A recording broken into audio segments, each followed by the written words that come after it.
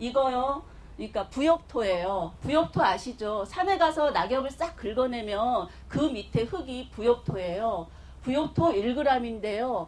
부욕토 1g에는 미생물이 20에서 100억 마리가 살고 있어요. 부욕토 굉장히 좋죠. 미네랄도 굉장히 많고요. 수분을 잡아줄 수 있는 능력도 뛰어나고 배수 능력도 뛰어나서 뭐 집에서도 뭐 화분을 가꾼다거나 밭에서도 굉장히 많이 이용되는 흙이에요.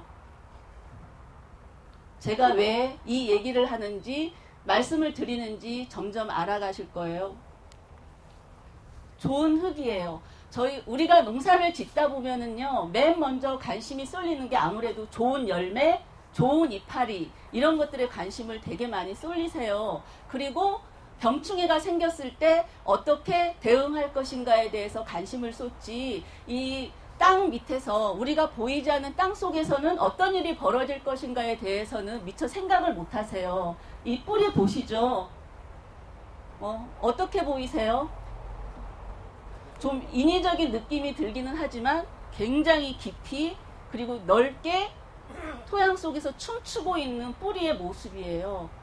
이런 토양 속에서 뿌리가 춤을 추게 되면은요, 자연이 여러분이 원하시는 때깔 좋은 열매, 맛 좋은 열매, 그리고 좋은 이파리에 그런 이파리를 수확할 수가 있어요. 그렇죠? 어떻게 보이세요? 되게 튼실한 뿌리죠. 자, 땅에서 씨앗이 맨 먼저 이파리를 먼저 올릴까요? 아니면 뿌리를 먼저 내릴까요? 예, 뿌리를 먼저 내려요. 맨 처음에 씨앗은 온 힘을 다 뿌리를 키우려고 자기 온 힘을 넣지요. 그리고 씨앗은 딱 처음에 땅에 닿았을 때 내가 얼마만큼 뿌리를 내릴 수 있는가를 가늠을 해서 위를 얼만큼 성장시킬 건가를 가늠한다고 해요. 놀라운 일이죠. 보이시죠? 흙이 나쁘면 뿌리가 이렇게 돼요. 어떻게 보이세요? 아까 뿌리랑 비교해봐서.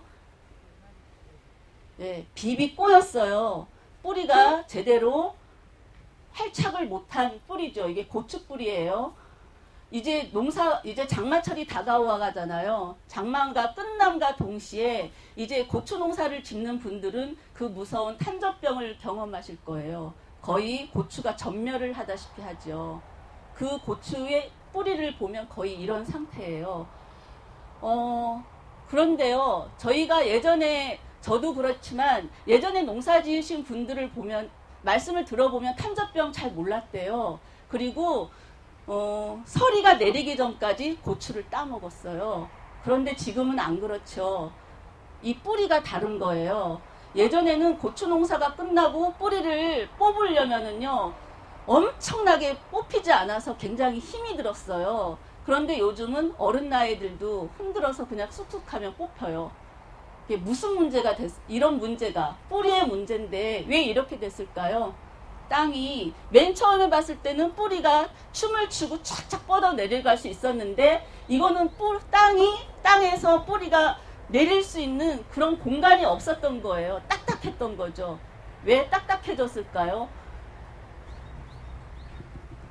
예전처럼 우리는 기껏 해봐야 농사를 지을 때 경운기 쓰거나 아니면 쟁기질하고 이렇게 농사를 짓죠. 요즘은 트랙터가 갑니다. 무거운 기계가 가고요. 그리고 땅속에서 땅을 보슬보슬하게 해주는 게 미생물이에요. 미생물은 아까 부엽토에서 봤을 처럼, 그러니까 작물은 있잖아요. 우리가 막 퇴비를 주잖아요. 퇴비를 직접 먹을 수가 없어요. 미생물이 그거를 먹고 소화를 시켜서 작물이 먹을 수 있는 상태로 만들어줘야 작물이 먹을 수가 있거든요. 퇴비 직접 못 먹어요. 그런데 우리 농사가 점점 어떻게 바뀌어갔어요? 예전 어릴 때 저희가 봐도 집에 농사 짓는 집에서는요, 전부 다 퇴비 더미가 있었어요. 다른 게 없었죠. 퇴비를 줬는데 수세식 화장실로 개량이 되면서 퇴비 더미가 점점 없어지고 그런 부분들을 전부 다 화학비료가 대체하기 시작을 했죠. 그런데 그 퇴비가 우리가 만든 똥도 넣고 농사 잔여물도 넣고 많은 이것저것 넣은 낙엽도 넣고 이런 것들이 미생물의 먹이였어요. 미생물이 이거를 먹고 땅에서 경방층을 녹여주고 부슬부슬부슬하게 해주면은 뿌리가 쫙쫙 힘을 내서 내려갈 수 있었는데 요즘은 토양에 유기물이 없다 보니까 토양이 점점 딱딱해져 가는 거죠. 토양요. 토양은 흙하고 공기하고 수분 이렇게 세 가지로 이루어져 있어요. 흙은 보통 암석에서 유래가 돼요. 예전에 어릴 때부터 많이 배웠잖아요. 암석이 풍화되는 과정, 햇빛, 바람, 물에 의해서, 빗물에 의해서 하나하나 큰 돌에서 모래까지 이렇게 변화돼 가죠.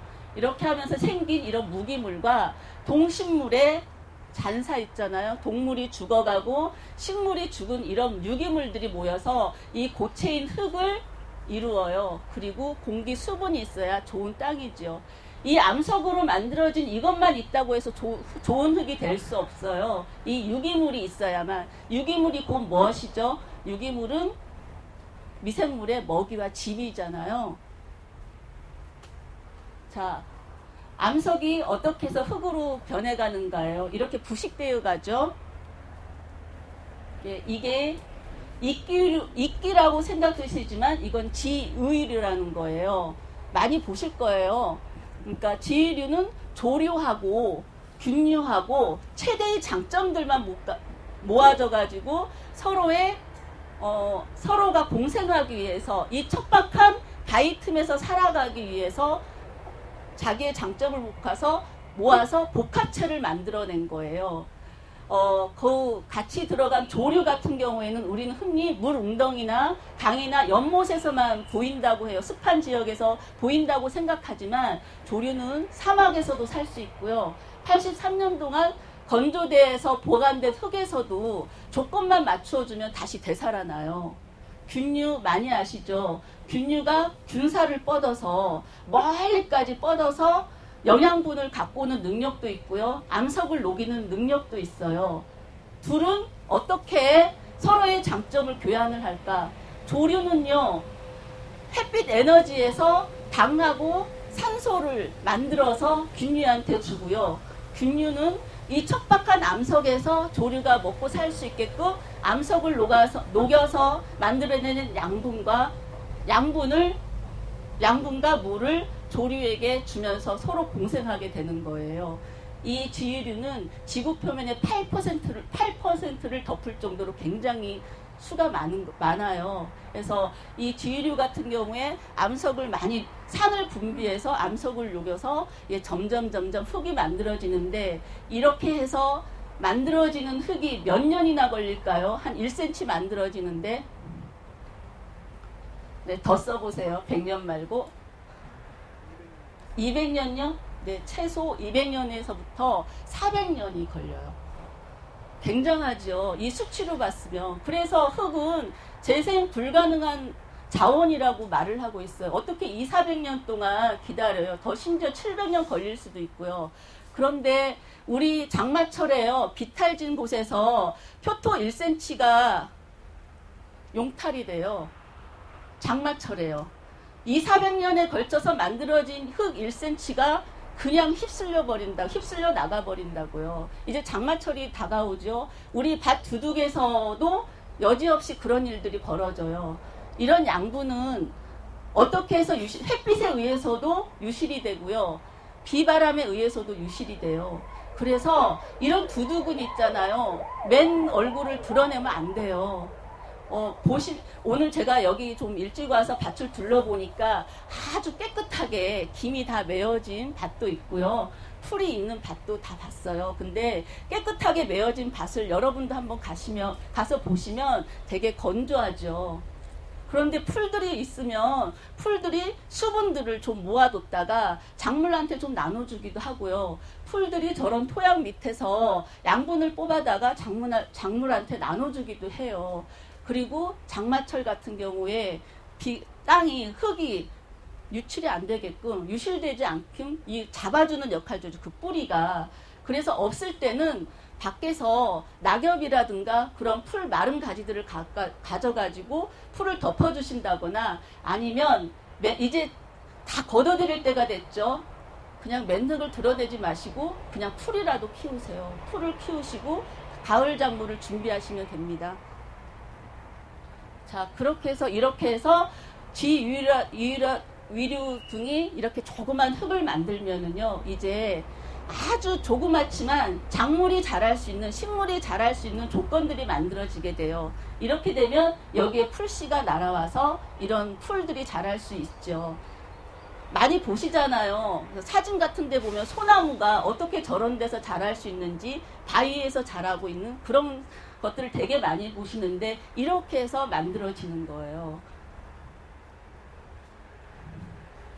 자, 토양 유기물이죠. 미생물의 먹이이자 집. 이거는 제가 가을에 아파트 단지에서 낙엽과 음식물 찌꺼기와 그리고 뭐 쌀겨 얻을 수 있는 그런 커피 찌꺼기 같은 것들을 모아서 퇴비를 만들었어요.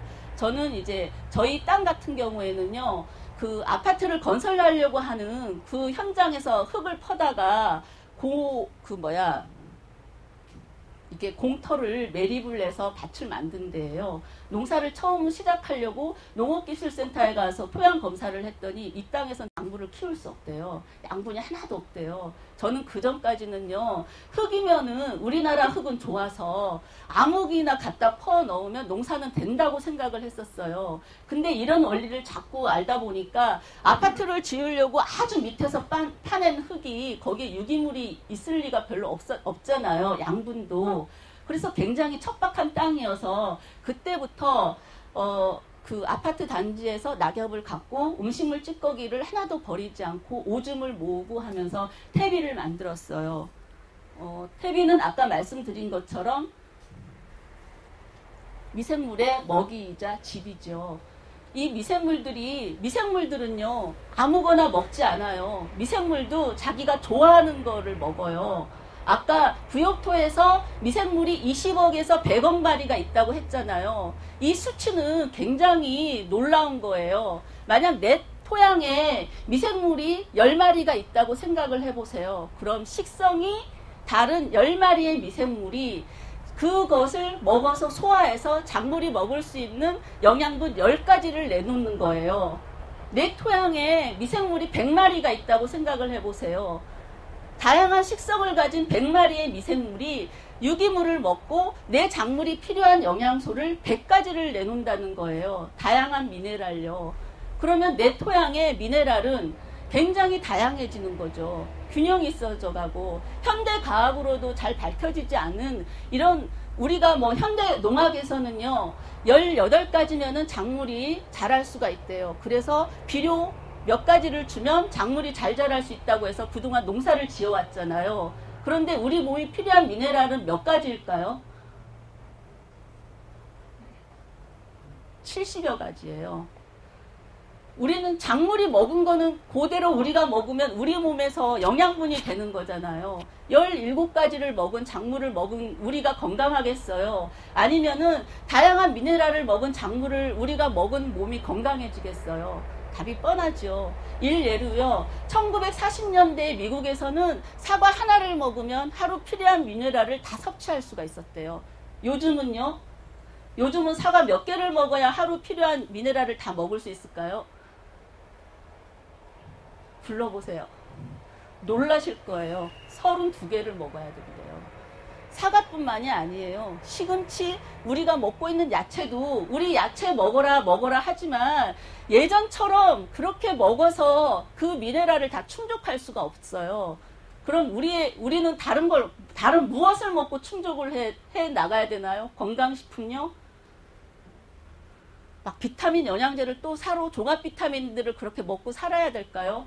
그렇게 해서 우리의 아이들의 건강과 우리의 건강들이 어떻게 돼가고 있죠? 아주 망가지고 있잖아요. 우리 흔히들 그런 농사 지으면서 그런 말씀들 많이 하세요. 아우, 예전보다 맛이 없다고 농산물이. 왜 그럴까요? 우린 그러면 전 한살림 조합원인데 처음에는 그렇게 했어요. 먹을 게 너무 많아졌잖아요. 먹을 게 많은데 이게 맛있겠어요? 그런데 계속 그런 소리는 들려요. 옛날 분들이 특히 아우, 옛날 고추 맛이 아니고 옛날 사과 맛도 아니라고 이러세요. 이 맛과 당도와 때깔 그리고 저장성을 좌우하는 게 미네랄이에요. 요즘 마트나 뭐 한살림 생협조차에서도 양파 사오면 얼마 가지 않아요. 바로 무르기 시작해요. 이건 다 우리의 지금 토양의 현 주소를 얘기하는 거죠. 미네랄 투입 없이 농사짓기 좋은 푸대탭이나 아니면은 비료 이런 것들, 액비 같은 걸로 농사를 짓고 있다는 거죠. 토양에 미생물이 없으니, 토양에 먹이인 유기물이 없으니 미생물이 살 수가 없고, 살 수가 없으니 땅이 딱딱해지고 미네랄도 불균형이 와서 농작물은 크기는 크나 영양분이 예전에 비하지 못하는 그런 작물들을 먹고, 그걸 먹은 우리 인간은 점점 허약해지고 있죠. 아이들 잘 키우고 있잖아요, 우리. 그런데 잘 키우면 뭐 할까요? 이런 아파서 사회적으로 드는 사회적 비용이 다 어디로 가겠어요? 애들이 다 세금을 내야 되는 거잖아요. 이런 부분에서 저도 아이가 셋인데 되게 각성이 되고요. 되게 많은 노력을 해서 이 현실을 좀 타개해 나가야 된다고 생각하고 있습니다. 유기물이죠. 이렇게 유기물이 뭘까 이렇게 생각하지 마시고, 유기물의 정의는 계속 변하고 있기 때문에 특별히 말씀을 안 드리겠고요. 그냥 미생물의 먹이이고 미생물이 활동하는 집이에요. 자, 이렇게 미생물이 많은 땅에서는 때알 구조라는 게 만들어져요. 이게 지렁이 분변토예요. 지렁이가 싼똥이죠. 유기물이 지렁이의 소화 기관을 지나면은요, 세균이 미생물이 5배나 증가한대요. 그리고 미생물은 칼륨, 칼슘이나 질소인이 주변 흙보다 50%나 더 많아요. 이런 흙들이 자, 지렁이의 소화관을 지나면은 동글동글 이렇게 됩니다. 자, 저희 밭 아까 말씀드렸죠. 저희 밭이 어떻게 됐을까 내내 궁금해요. 그래서 올해 저희 밭은 봄에 땅을 갈지 않아요. 땅을 갈아본 적도 없고 다 삽으로 하고요. 봄에 두둑을 만들어서 농사 짓지 않고 가을에 이미 만들어둬요. 가을에 만드는 이유는요, 퇴비를 넣고 유기물을 넣고 그 겨울 동안 미생물들이 먹이 활동을 통해서 미네랄이 내 토양에 다양해지고 미생물이 그 환경이 안정돼야만 봄에 작물이 잘 자랄 수 있다고 생각하기 때문에 가을에 이미 두둑을 만들어요. 봄 농사는 가을, 겨울에 어떻게 하느냐에 따라서 다 결정이 이미 나요. 그래서 가을에 이렇게 다 만들어뒀어요. 매번 퇴비를 넣을 때마다 다음에는 변하겠지 하면서 부푼 꿈을 갖고 봄을 보죠. 올해 감자를 심으려고 딱 했는데 처음에 잘 들어가서 우와 달라지나 보다 딱 했더니 삽이 딱 중간에 가서 멈춰요. 한 15cm 정도에서 옆에 두둑을 까봤어요. 두둑을 까봤더니 이게 뿌리예요. 이게 토종배추 심었던 곳인데요. 저희는 뿌리 같은 것도 빼지 않고 다 잘라서 뿌리 근처에는 뿌리 삼출렉이라고 해가지고 인간의 땀이라고 생각을 하시면 돼요. 뿌리가 내는 삼출렉이 있어요. 그 부분에 그 삼출렉이 미생물을 유인하죠. 나한테 와라, 나한테 와라. 그래서 그 삼출렉을 먹고 미생물이 자라는데요. 미생물은 또 영양소를 뿌리에게 나눠주면서 이렇게 공생관계를 맺어요.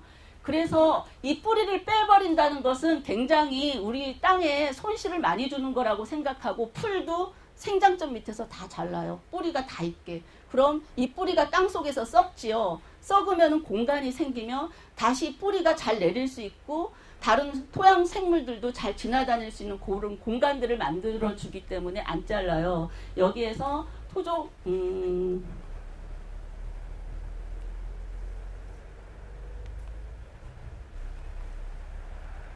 구억배추랑 뿌리 배추를 심었던 곳이에요. 파보니까 뿌리가 죄송합니다.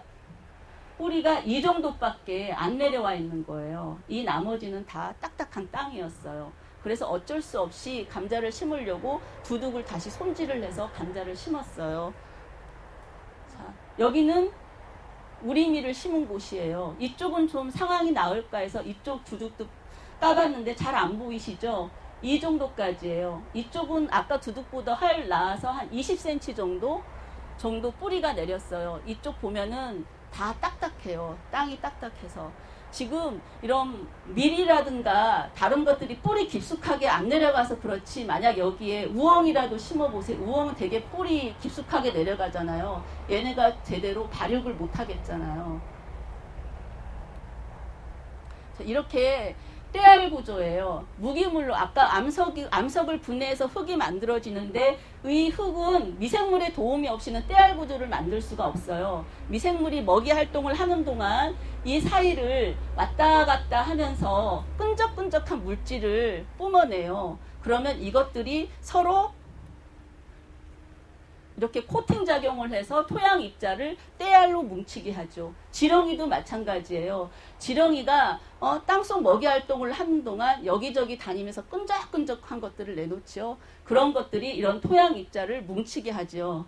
그러면은 토양 속에 공간이 만들어지고, 그 공간이 만들어지면 이런 공국들이 생기죠. 이런 공국 속에 양분도 저장이 되고요. 물도 저장이 되고 공기도 저장이 돼요. 이런 때알 구조가 만들어지면 비가 오잖아요.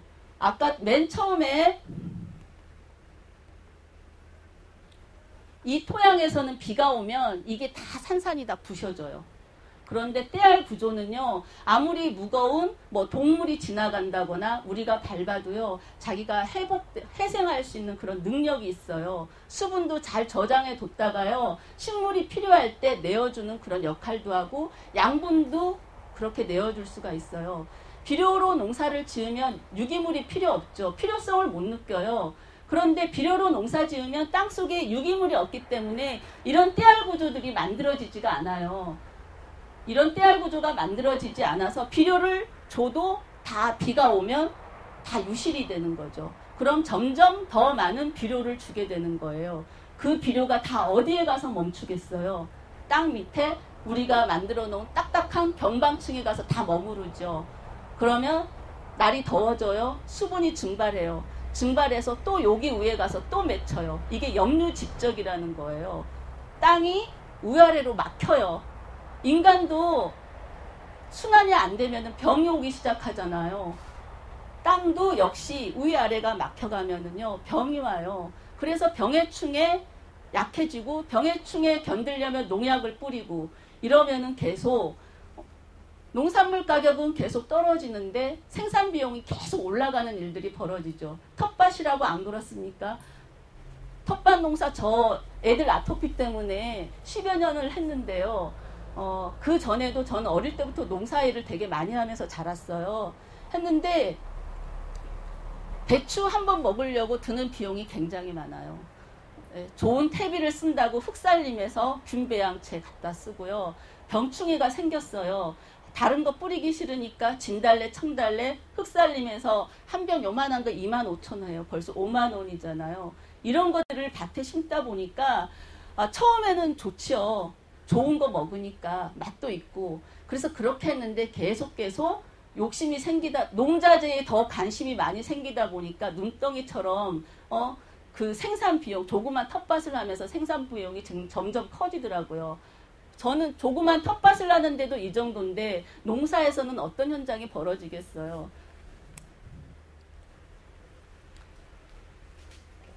때알 구조가 되면 이런 일이 생깁니다. 흙이 양분을 잘 저장해 둘 수 있고, 수분도 잘 저장해 둘 수 있고, 수분을 잘 저장할 수 있을 뿐만 아니라 배수도 아주 좋아요. 그리고 폭우와 가뭄, 심한 추위에서도 잘 견딜 수 있게 작물이 안정적으로 잘 성장할 수 있게 되죠. 미생물이요, 먹이 활동을 하면서 온도를 내요.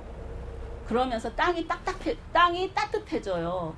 요즘 5월에도 냉해 피해를 많이 입잖아요. 그런데 이런 때알 구조가 되고 땅속에 미생물이 많으면 미생물들이 먹이 활동을 하면서 지온을 올려줘요. 그래서 냉해가 5월 달에 갑자기 오더라도 덜 피해를 볼 수 있게 되는 거죠. 반신욕을 하는 거잖아요. 작물이, 내 토양이. 네. 잘 볼 수가 없고요. 만약에 그거를 말려서 탁 쳤을 때 다 부셔져요. 호달 구조는. 근데 때알 구조는 아까 분변토처럼 그런 모습이 보여요. 그리고 딱 봐도 때알은 푸석푸석해요. 땅이. 호달 구조는. 근데 그 때알 구조 같으면 부실부실한다 그래야 되나요? 땅이 스폰지처럼. 상토 써보셨어요? 화분에 들어가는 흙, 그런 느낌이 되게 공기층이 많고 부슬부슬하잖아요. 제가 상토로 음식물 퇴비를 만드는데 그게 공극이 되게 많아서 음식물 그 찌꺼기의 냄새를 잡아줘요. 일반 흙하고는 또 다르게. 공극이 되게 많다는 거죠. 토양 미생물이에요. 토양 미생물은 거의 뿌리와 그 미생물이 동맹관계를 맺어요. 그러니까 흔히 뿌리옥 박테리아 아시죠? 예전에 우리 그 조상들은요, 특별히 들어갈 퇴비들이 그렇게 많지 않았기 때문에 퇴비 이만큼 만들어도 숙성이 되고 나면 요만큼밖에 안 되잖아요. 얼마나 모자랐겠어요, 퇴비가. 그래서 콩을 심었어요. 콩을 심으면 농사가 좋아진다고. 그게 이 뿌리옥 박테리아입니다. 뿌리옥 박테리아인데요. 질소 중에, 우리 공기 중에 질소가 한 4분의 3이 돼요. 그런데 식물이든 동물이든 저희 인간들도 그 질소를 바로 이용할 수가 없어요. 그런데 모든 생명체에는 질소가 제일 필요하죠. 아주 중요한 핵심이에요. 단백질이거든요. 식물도 마찬가지인데 이 뿌리옥 박테리아가 공기 중에 있는 질소를 고정을 해줘요. 이렇게 생겼어요. 자, 공기 중의 질소를 암모니아로 바꿔서, 식물이 이용할 수 있는 암모니아로 바꿔서요, 그 체관 속에 이렇게 고정을 시켜줘요. 그리고 식물은 햇빛 에너지로 얻은, 강합성으로 얻은 영양분을 질소에게, 뿌리옥 박테리아에게 나눠주면서 서로 공생관계를 맺죠. 방성균요, 우리 그 흙에서 냄새가 나죠. 그 냄새의 주인공이에요. 방성균은 지오스민이라는 물질을 내뿜는데 그게 흙 냄새를 나타내게 하는 건데요. 방성균 하면 방성균도 이렇게 뿌리옥을 만듭니다. 뿌리옥 박테리아, 질소 고정균이 있어요. 좀 다르죠? 아까 콩하고. 자, 콩 한 번 더 보실까요? 콩은 이렇게 하나하나에 생겼어요. 그런데 방성균 같은 경우에는 이렇게 한 곳에서 둥근 공처럼 이렇게 만들어내죠. 그리고 방성균은요, 스트레토마이신처럼 항생 물질을 만들어내요. 그게 우리 지금 방성균에서 항생제를 많이 추출해내죠. 내 토양에 항생제가 있다는 말은 무슨 말일까요? 유해균들을 잡아둘 수 있는, 더 번식하지 못하게끔 잡아둘 수 있는 역할을 한다는 거죠. 방성균, 유기물도 분해하고 질소도 고정하고 항생물질을 생산해서 분비까지 해줍니다. 자, 이거는요, 색상 보세요. 굉장히 아름답죠. 이거는 산에 있는 부엽토에서 배양을 한 거예요. 밥을 갖다가. 이제 앞으로 더 토양에 대해서 관심 있어 하시는 분들은 이런 장면들을, 그런 인터넷을 찾아보면 많을 텐데요. 이렇게 색상으로 보여지는, 자, 보세요. 이 알록달록한 색상은 아주 다양한 미생물이 살고 있음을 말해주는 거죠. 그리고 균류예요. 누르곰팡이, 저희 땅에도 많고 퇴비를 만들다 보면 이런 게 생겨요. 된장 만드는 데 쓰죠. 누룩곰팡이. 그리고 버섯. 균사를 해서 돌돌돌돌 말아놓고 하면 이제 큰 자실체가 되면 그게 버섯이 되죠. 균류는 식물한테 물을 주고 땅 속에서 그 암석 같은 데서 얘네가 녹이잖아요. 균사를 뻗어가지고 거기에서 뽑은 미네랄을 식물에게 주고요. 식물은 당합성 작용을 해서 당과 산소를 균류에게 주면서 서로 공생관계를 맺어요. 자, 미생물이 땅속에서 그런 역할을 하는 것뿐만 아니라 토양 동물도 땅속에서 굉장히 많은 역할을 해요. 지렁이, 딱정벌레, 북톡톡이 지내요. 얘네들은 땅속에서 무슨 역할을 할까요? 미생물은 등치가 너무 큰 것들, 큰 유기체를 직접 먹을 수가 없잖아요. 먼저 얘네들이 분해를 해줘요. 미생물이 먹기 좋게 잘게. 자기의 먹이 활동을 통해서 잘게 부서지고, 지렁이 같은 경우에는 흙 위 아래층을 섞어주는 거죠. 땅을 갈지 않아도, 굳이 땅을 갈지 않아도 이렇게 섞어준다는 거예요, 얘네들이. 그래서 이 토양에서 흔히 이런 말들을 해요. 내 땅이 건강하다는 것을 알려면 내 땅에 뱀이 나타나야 된다고. 뱀이 자기의 먹을거리가 있어야만 나타나잖아요. 뱀이 먹을 게 있다는 것은 그 하위에 다른 토양 생물이 있다는 거고, 우리가 흔히 얘기하는 먹이사슬이 형성이 됐다는 것이죠. 땅에서도 소우주가 만들어져서 얘네들끼리 서로 먹고 먹히고 잡아먹히면서, 잡아먹기도 하고 자기가 잡아먹기도 하면서 생태의 균형을 이루어 나가는 것이죠. 흙 속의 먹이사슬을 볼게요. 정리를 해볼게요. 살아있는 식물이에요. 살아있는 식물이 죽어서요, 아니면 동물이 죽어서 이런 사체, 아니면은 그 동물의 배설물들이 분해자에 의해서, 아까 토양동물들 중에 이런 것들을 먹이로 섭취를 해서 분해를 해주지요. 노래기나 지며느리나 달팽이, 지렁이 같은 게 있어요. 자, 얘네들이 토양 속에서 부식이 돼요. 먹고 똥 같은 것들이 다 남아서 부식이 되면은요, 아까 말씀드렸던 균류나 세균들이 뿌리와 공생하는 그런 미생물들이요, 식물이 먹을 수 있게끔 분해를 다시 해줘요. 자기의 먹이 활동을 통해서. 그럼 이거는 식물이 먹어서 다시 이런 과정을 밟아가고요. 이런 분해자들은 또 자기의 상위 계층한테, 상위 포식자들한테 먹히지요. 그리고 배설물도 싸고요. 그러면은 균류 섭식 생물들이, 톡톡이나 진드기 같은 것들이 얘네들을 잡아먹기도 하고요. 얘네들이 일단 똥을 먹기도 하고요. 그리고 거꾸로 잡아먹히기도 하고요. 똥을 싸지요.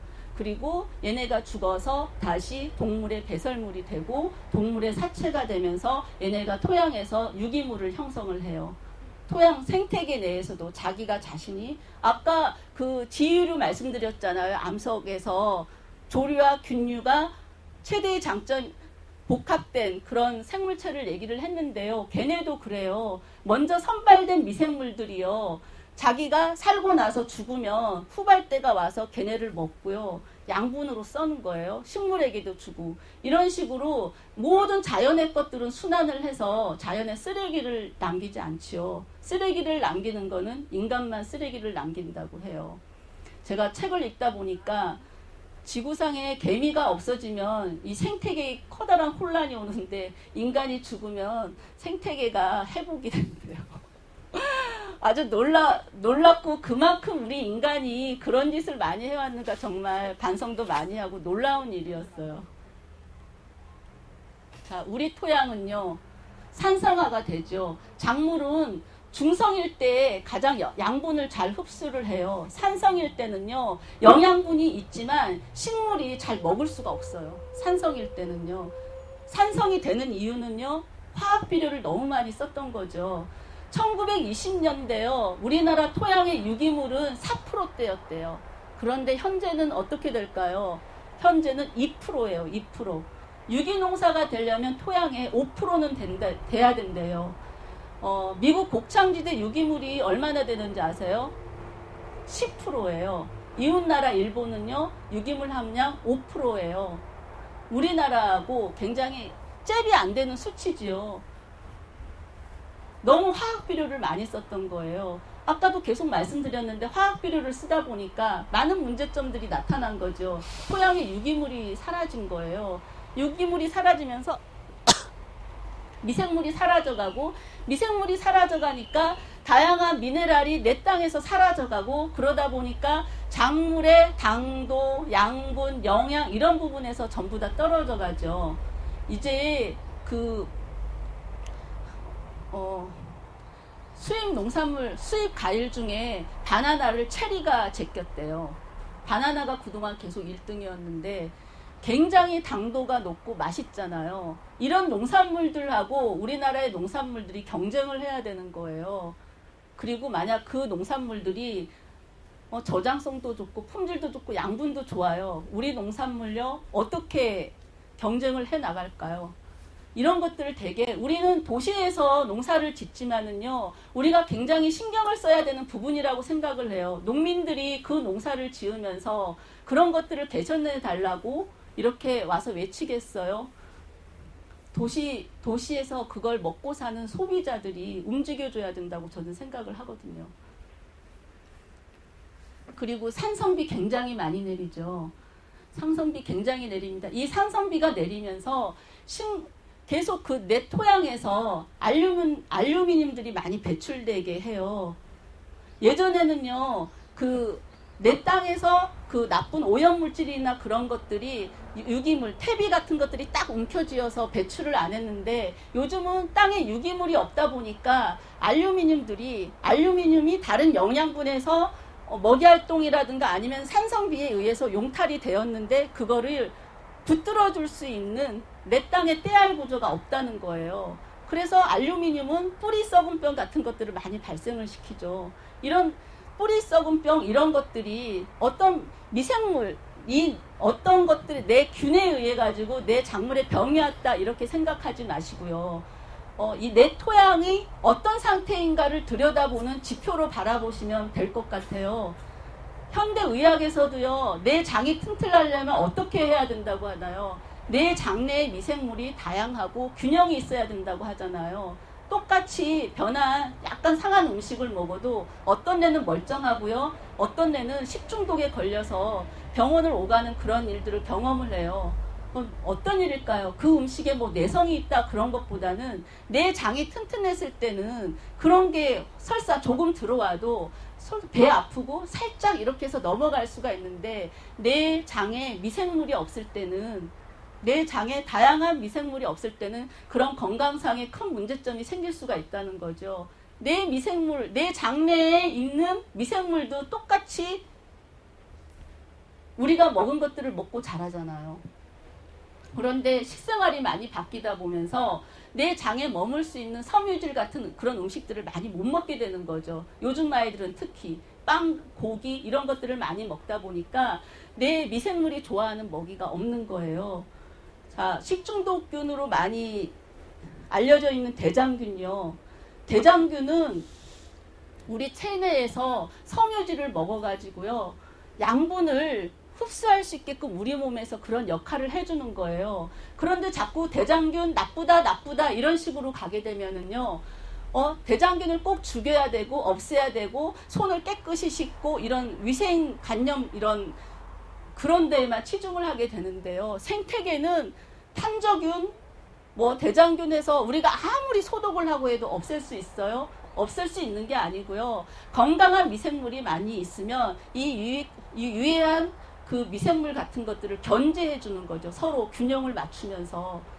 대장균이 꼭 나쁘다고 할 수는 없는 거잖아요. 인간의 잣대로 하면은 나쁜 거지만 이 대장균이 다른 측면으로 보면 내 장에서 양분을 흡수할 수 있게끔 그런 역할을 해주는 것도 있는데 한쪽만을 보면 안 되는 거죠. 우리가 미생물의 역사가 병영균과 싸우는 그런 과정 속에서 발생했기 때문에 그리고 상업적인 목적으로만 계속 미생물이 연구되어지고 있기 때문에 자꾸 그런 생각을 하는데 우리가 알고 있는 우리가 배양할 수 있는 미생물이 1% 정도밖에 되지 않는데요.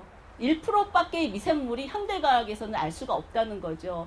그런 알 수 없는데 그걸 너는 좋고 너는 나쁘고 이런 식으로 잣대를 가지 말고 내 토양이 만약에 내 토양에서 그럼 탄저균을 없애려고 막 이런 식으로 어떤 유해한 미생물을 없애려고 이렇게 하지 말고 내 토양에서 작물이 잘 자라고 있으면 내 토양이 미생물이 잘 다양하게 균형 있게 잘 자란다 이런 관점으로 계속 가자는 거예요. 저는.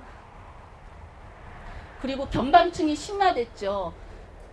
트랙타 농업이 점점 단일화되고 단일 품종으로 많이 옮겨가고 있죠. 소농이 많이 죽고 있습니다.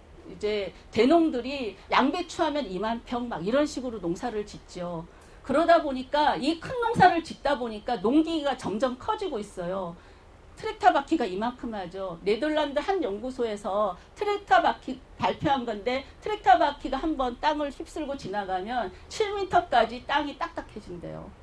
그래서 유럽 같은 지역에서는 이제 유기농 농사를 지어야 됐고, 그런데 너무 넓어서 유기농 농사를 기계의 힘을 빌려야 되고 해가지고 두둑을 망가뜨리지 않는 GPS를 달아서 두둑을 두고 트랙터가 앞뒤로 왔다 갔다 하면서 땅을 간대요.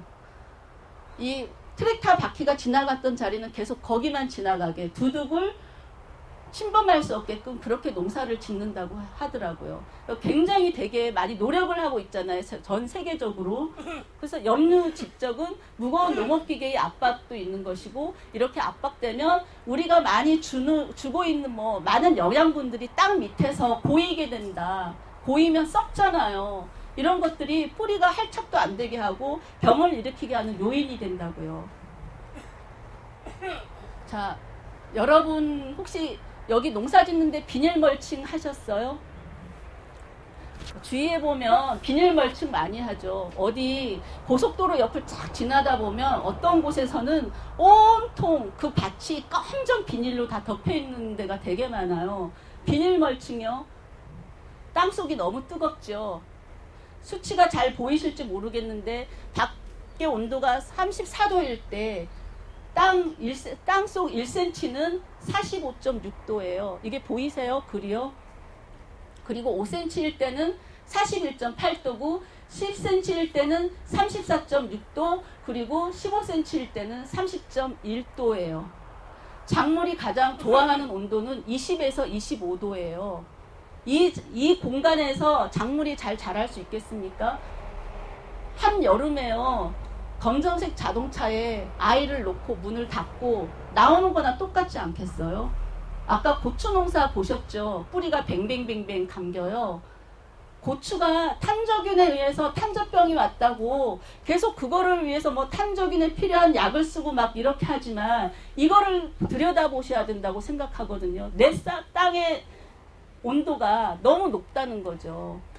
미생물이 살 수도 없고요. 미생물이 활동을 할 수도 없고 식물도 제대로 뿌리 내릴 수 없어요. 그러니까 양분을 제대로 빨아들이지 못하니까 여름이 지나면 그냥 죽는 거죠. 이걸 탄저병으로만 보시지 마시고 내 땅의 지온을 올리지 않는 쪽을 많이 고민하셔야 돼요. 어떻게 하면 될까요?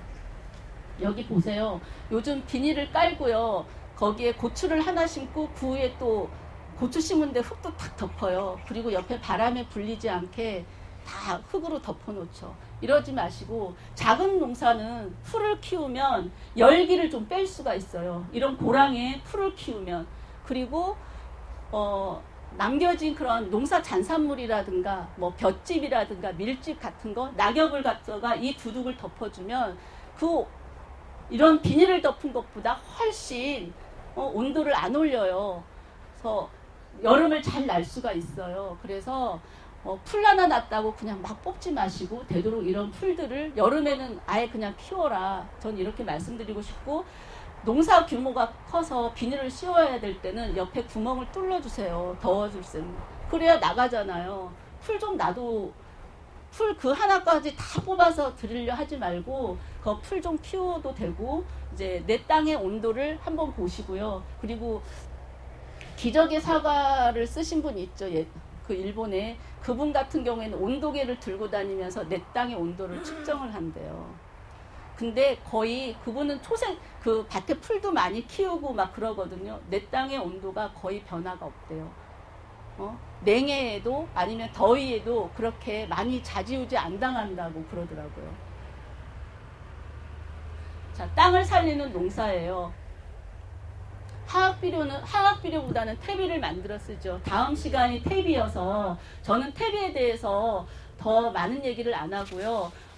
다음에는 그러니까 초생재배를 얘기하려고 해요. 화학비료보다는 퇴비를 만들었어야 내 땅에 미생물이 많아지고요. 미생물이 많아져야 내 땅에 미네랄이 많아진다. 그리고 뿌리가 깊고 넓게 춤추게 하자. 자, 그냥 농사 짓고 훅훅 빼서 버리지 마시고요. 뽑아서 내 토양의 작물의 뿌리 상태를 한번 살펴보세요. 어떤가. 무도 가을무 있잖아요. 기형적인 무 많이 봐요. 이렇게 막 꼬인 거. 이런 것들은 제대로 뿌리를 못 내렸을 때 이렇게 꼬여요. 그런 것들도 유심히 잘 보시고요. 그리고 가끔 가다가는 꼬챙이 같은 걸로 두둑을 한번 쓱 밀어보세요. 얼마까지 내려가나. 그리고 비닐 멀칭 대신 풀을 이용하자고 아까도 말씀드렸고요. 그리고 농사 부산물을 모두 토양으로 돌려주자예요. 농사는 어쩔 수 없이 수탈 농법이에요. 그잖아요. 자연은 계속 자기가 지은 것들을 낙엽도 떨어뜨리고 열매도 떨어뜨려서 모든 걸 자연한테 그대로 다 돌려줘요. 그런데 농사는 인간이 먹어야 되니까 뽑아오잖아요. 토마토 예를 들어볼까요? 작물도 미생물처럼 아무거나 먹지 않아요. 토양에서 자기가 먹고 싶은 거를 뽑아서 먹어요. 그러니까 토마토요, 자기가 그 영양분을 뽑아 올려서 줄기도 만들고 잎사귀를 만들어요.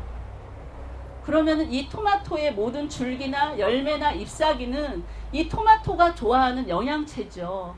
완전 영양체 아니에요. 그걸 자기가 토양에서 뽑아서 먹어서 그걸 만들었으니까. 그런데 이걸 어떻게 해요? 그걸 뽑아서 우리는 밖으로 버려버리죠. 밖으로 버려버렸다는 건 어떤 거예요? 내 토양에서 미네랄이 용탈된 거예요. 열매 다 용탈시키죠. 그러니까 그거를 상업적 농사를 짓는 분들은 더 용탈을 시키는 거죠. 열매 먹었어요. 우리는 이런 텃밭에서 열매를 먹었어요. 똥을 쌌어요. 그걸 밭으로 돌려주고 있나요? 안 돌려주면 다 용탈이 되는 거죠. 그런 것들을 생각을 해서 다시 농사 잔산물을 다 돌려주는 거예요. 밭으로. 퇴비를 만들든지 다시 땅에 깔아주든지 이렇게 돌려줘야 된다는 거죠.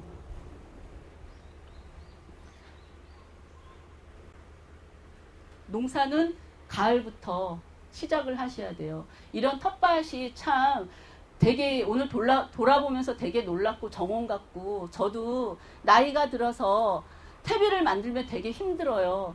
이제 힘드니까 사람들이 막 그 기계도 사면서 퇴비 뒤집는 거를 막 사겠죠. 근데 저희는 그걸 다 그 포크 같은 이름을 갑자기 잊어버렸는데 그런 걸로 덮다 보니까 굉장히 힘들어요. 그리고 저희 텃밭이 100여 평 되는데요. 다 여자들이에요. 처음 12명 시작했다가 2명 남았어요. 한 번 뒤집으면 허리가 정말 많이 나고, 이만한 퇴비층을 뒤집는데 굉장히 힘들어요, 이게. 그래서 전 어떤 생각을 하냐면, 나이 들어서도 농사 지어야 되고, 그리고 땅을 살리는 농사를 지어야 되려면 화학비료 안 써야 되는데 내가 계속 이렇게는 농사 못 짓겠다. 어떻게 하면 쉽게 농사 짓는 법을 알아갈까 하면서 저는 이제 퇴비도 하고 초생재배를 해요. 초생재배를 많이 하는데 가을에요.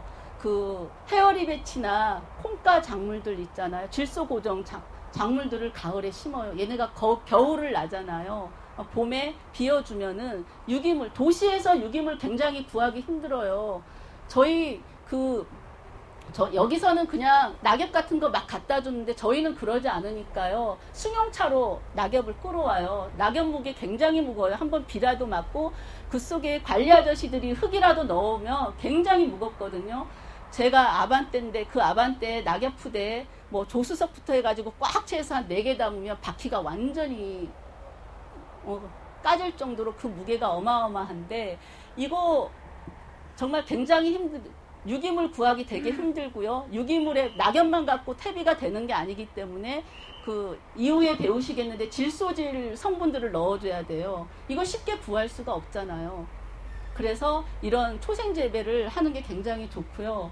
가을에 두둑을 다 만들어 두고 미생물이 내 땅에서 균형을 다양하고 균형 있게 잘 살아갈 수 있는 공간을 만들어 두면 봄 농사 되게 수월해요. 작년 가을에 엄청 바빴어요. 12명이던 사람이 다 나가버리니까 둘이 두둑을 다 만들어내고, 만들어 놓은 탭이 옮기는 것도 굉장히 힘들어요. 그 둘이 다 옮겨서 두둑 얇게도 아니고 다 두텁게 다 만들어 놓고 하니까 정말 너무너무 힘들어서 저는 일주일 동안 침을 맞았어요. 허리가 좀 안 좋은데 정말 하기 싫지만 이 밭이 변화되는 모습이라든가 음식물 쓰레기 그 1년 동안 거의 버리지 않고 내 밭에서 다 소화되는 그런 뿌듯함에 그렇게 하거든요. 그리고 오줌 같은 경우에도 제가 아이가 셋인데 다 모아요.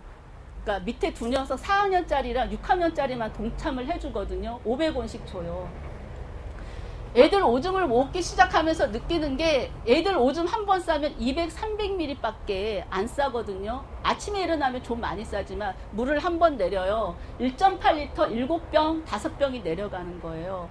그러면 제가 3다수병 같은 2리터짜리 오줌을 모으는데 200리터짜리 9번이잖아요. 9번의 물이 그렇게 그냥 쓸려 내려가는 거예요. 그래서 저는 너희들 충분히 500원 받을 자격이 있다 하면서 500원을 줘요. 애들 되게 짭짤해요. 우리 밭에 오줌이 정말 이만큼 많이 모였고 저랑 같이 하시는 분도 아이가 셋인데요. 거기도 아이 셋이 그렇게 열심히 모아줘요. 남편들 동참 안 해줘요. 어릴 때부터 제가 너무 자연요법 하면서 먹을거리랑 그런 걸 너무 했기 때문에 남편한테 모아달라 그러니까 가을에 퇴비 만들 때 물 대신 오줌을 굉장히 많이 쓰기 때문에 많이 필요해요. 모아달라 그러니까 오줌만큼은 편히 싸고 싶다 이렇게 하면서 안 모아주더라고요. 그래서 어쩌다 한번 모아줄 때는 되게 큰 채 해요. 필요하냐? 막 이렇게 하면서. 땅을 살리는 초생재배예요. 자, 이런 거 많이 보셨을 거예요. 요즘 이게 굉장히 효과가 좋아서 우리나라 농진청에서도 이게 무료로 나눠주고 있어요. 그 봄에라든가 그 지역 잘 모르겠는데 다 겨울엔가 아니면 봄에 뭐 이런 면사무소나 저 읍면 단위인데 그런 단위에 아니면 농업기술센터에 한번 문의를 해서 이 씨를 한번 구해보세요. 시중에서 그냥 구하려면 굉장히 어렵고요. 그리고 요즘 저희 광주 지역 같은 경우에는 농업기술센터에서 곳곳에서 헤어리 배치를 심어놔가지고 씨앗을 채종할 수가 있더라고요. 그래서 저희가 그거 조금씩 채종하고 있는데 호밀 헤어리 배치예요. 호밀 같은 경우에는 땅에서 1.5m까지 내려간대요. 경방층을 파쇄하죠. 무거운 기계 트랙터가 들어가서 그렇게 하지 않고 트랙터가 들어가면 미생물이 다 찢겨지고 내 토양의 균형이 다 깨지는데 이런 호밀 하나 키우면 미생물들도 살고 내 땅에 영양이 생기면서 땅을 간 효과가 나타나는 거죠. 헤어리 배치요. 질소를 고정해줘요. 이 헤어리 배치를 심은 땅에서는 다음 작물을 거름 없이 심어도 돼요. 이게 꽃이 피기 전에 싹 비어서 작물을 심기 15일 전에 땅에 넣어주고 그게 부식되면 농사를 지을 수도 있고요. 땅이 여유가 있는 분들은 그냥 놔두면 이 자리에서 열매 맺고 다음에 또 생겨요. 헤어리 배치가. 저희 밭도 지금 농사를 지어야 되기 때문에 부분적으로 헤어리 배치가 있고요. 이거 씨앗을 지금 채종을 하려고 지금 두고 있어요. 장마 전에 채종할 수 있어야 되는데 어쩔지 모르겠어요. 그런데 이런 호밀이라든가 헤어리 배치, 초생재배할 수 있는 이런 것들은 한계가 있죠. 내 토양에 있는 미네랄만 흡수할 수가 있기 때문에 이걸로 전부 안 될 수가 있다는 거예요. 이렇게 가도 안 되면 액비를 만들어서 내 식물의 잔사 같은 것들을 모아서 퇴비를 만들어서 보충을 해주시면 돼요. 자, 자운형도 콩가 식물이에요. 자운형도 공기 중의 질소를 고정시켜주는 역할을 해요. 그리고 수단그라스요. 여름 녹비작물이에요. 저희 밭에는 이제 한 4년째 밀을 심고 있는데요. 밀을 그냥 먹기보다는 거의 녹비작물로 쓰려고 밀을 하고 있는데 봄에 비어요. 그러면 또 자라요. 유기물이 없는데 얼마나 좋겠어요. 그 초봄에 유기물도 없는데 또 비어요. 또 자라더라고요.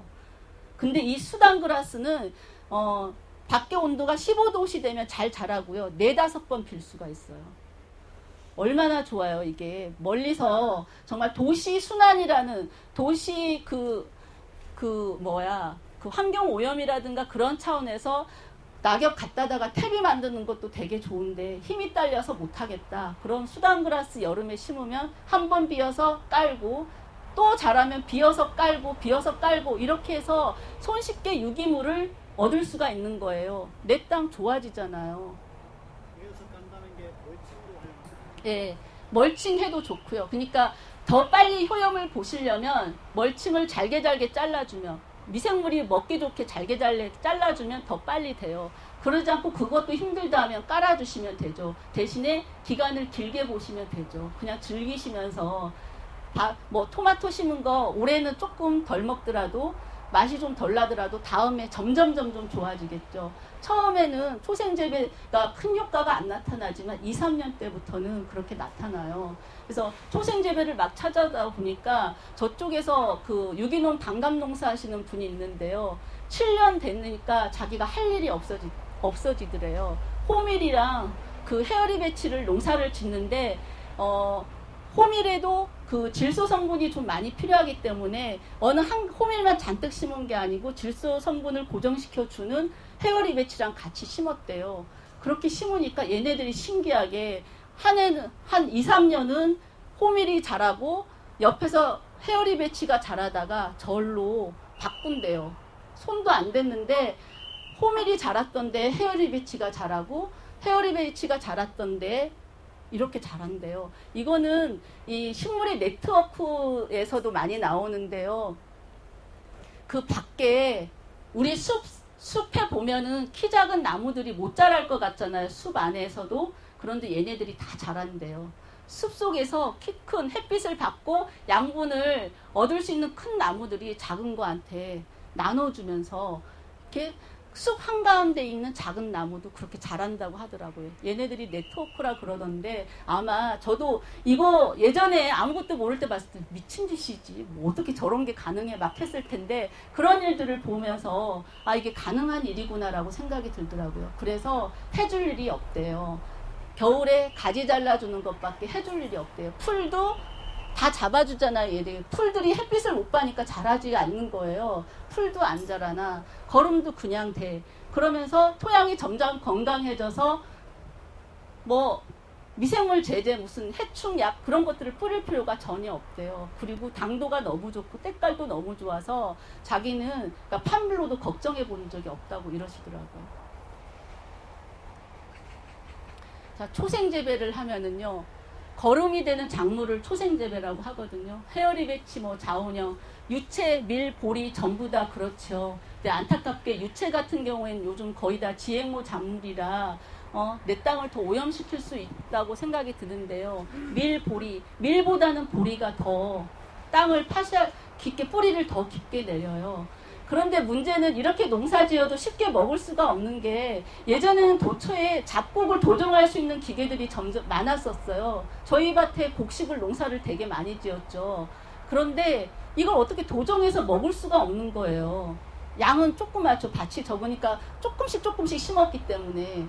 그래서 어떻게 할까 해서 하다 보면 점점 우리가 먹을 수 있는 걸로 돌리게 되는 거죠. 밀은 그냥 두들기면 탄립이 되니까 그냥 먹을 수가 있어요. 보리는 안 그러잖아요. 그래서 계속 누군가가 보리를 심자는데 그걸 어떻게 먹어? 하지 말자 하다가 보리차로 볶아 먹자고 해서 올해는 보리씨를 구해서 밀 대신에 밀도 조금 하고 보리를 좀 심어볼까 생각 중이에요.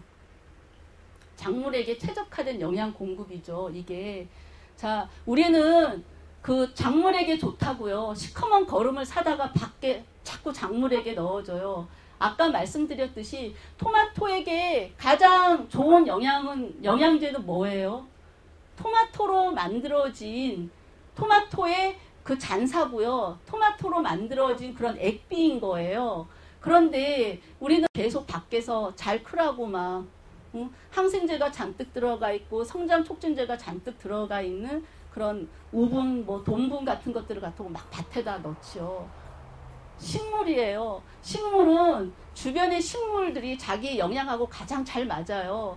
그래서 토마토가 좋은데 토마토를 전부 다 구할 수가 없으면 토마토 잔사를 다 구할 수가 없잖아요. 밭에서. 그러면은 옆에 나는 풀, 산야초, 식물들을 갖다다가 퇴비를 만들거나 액비를 만들거나 두둑을 덮어주면서 최대한 비슷하게 만들면 되는 거예요. 그리고 토양의 변방층을 해소를 하고요. 토양의 역류를 제거하겠죠. 얘네들이. 자, 막힌 곳을 뚫어주는 거예요.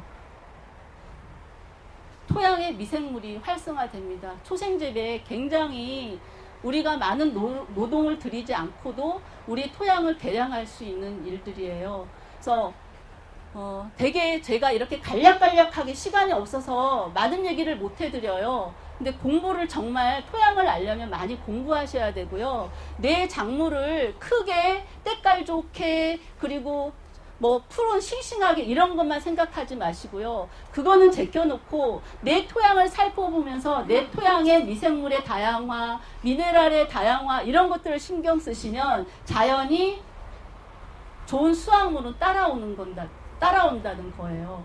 그러려면 토양에 대해서 공부를 하셔야 돼요. 책 한 권을 두고 막 여러 번 읽다 보면은 어느 순간 아 이런 말이었구나 하고 뚫리면 내 밭이 보이기 시작해요. 아까처럼 두둑을 까보기도 하고요. 풀도 이렇게 들쳐서 뿌리가 얼마나 내렸는지 바라보게 되고요. 함부로 무거운 거 들고 밭 두둑을 밟는 일도 없게 되고요.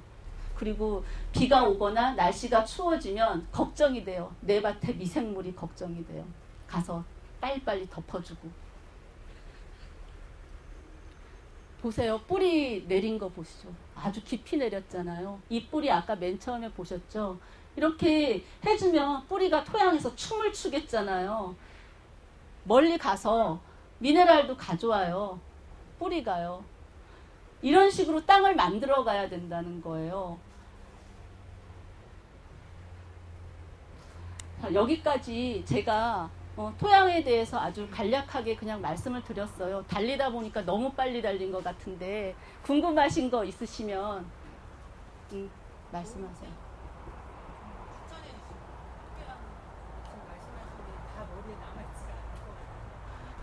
제가 여러 가지 책을 읽으면서 굉장히 토양 공부가 어렵다고 생각든 게 굉장히 용어 자체가 전문적이고 이해할 수 없는 것들로 가득 차서 읽어도 모르겠어요. 그리고 전 학교 다닐 때 과학 포기했고 수학 포기했는데 거기에서 이 화학 기호들이 너무 생소한 거예요.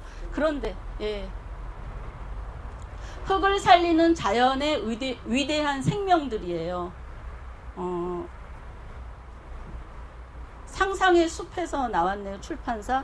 여기 이거랑 가이아의 정원이라는 책이 있어요.